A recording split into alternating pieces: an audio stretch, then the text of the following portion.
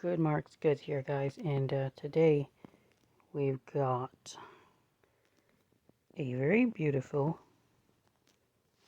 meat platter. You know, I've have a fair share of these meat platters, and they simply do not sell. I don't understand, because I think that they're quite beautiful. They call these styles, this style, the Tree of Life pattern, with the well. If you all wanted to see what they go for and to try to find more of them.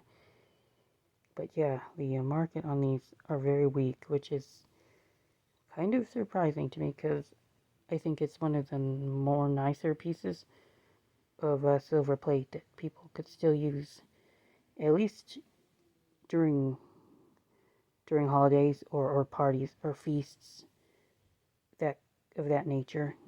They're big enough. This one's I think 19 inches. Could put a turkey on it. And the fact that I can't sell them, I could probably sell most of them for maybe like $15, but I think that that's just ridiculous. And someone's willing to pay 50 or 60 to $100 for an ice bucket. I don't see why they can't pay comparable for these things, but they simply don't. Anyway, well, I wanted to display this because it's Wallace. And when you're thinking of the company Wallace, first you should be thinking of Baroque. Baroque by Wallace. You all need to know how to identify that pattern with hollowware, but you need to also, just look for it, guys. It's that simple. Oftentimes, if they tell you this Baroque in listings and auctions, but of course, when they do that, everybody else knows that it's Baroque. It is as easy as Googling the pattern and looking it up.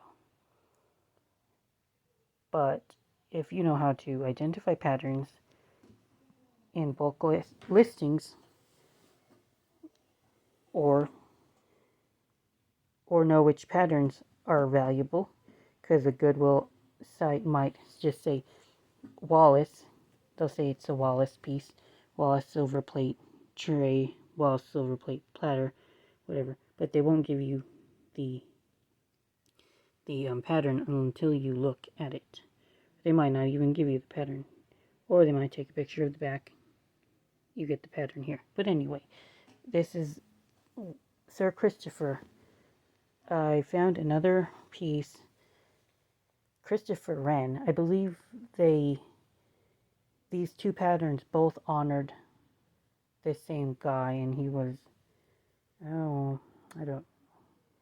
some kind of architect for England, and he was clearly knighted, as they call him, Sir Christopher. But anyway, his pattern is famous as a flatware, sterling. This pattern has a sterling flatware counterpart or component to it. But yeah, this is silver plate hollowware, and as far as valuations go, anything that's Christopher Wren in semi-decent shape is going to have collectors chomping at the bit. They would pay surprising amounts for this piece, even though it's not that bad. Obviously, with something like a meat platter, you're gonna get scratches. That's really expected. People are like cutting meat and that thing. That's why they were made. It's obvious that's gonna happen sometimes, but it's just flat out sweet. And far as patterns go, pretty elaborate. So, valuation. Let's get back. I picked it up, I think about $40 or so, 20 shipping, 20 for the piece. If I remember, I don't remember particularly, but I know I didn't pay that much. But I think you could go for over 150, maybe 200. I couldn't find any on the market. And it will be definitely a nice piece to round out somebody's collection. So that's it for that, guys. You can find Sir Christopher and Barocco by Wallace. Those are the two Wallace patterns to keep an eye out on.